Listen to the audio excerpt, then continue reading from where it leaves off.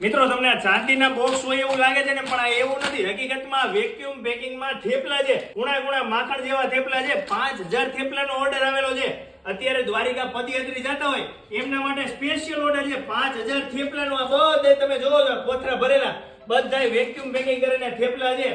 આ થેપલાને મહિનો સુધી કાંઈ ન થાય, આવી રીતે પેકિંગ કરીને આપી દે, લાઈવ તાજા બનાવીને.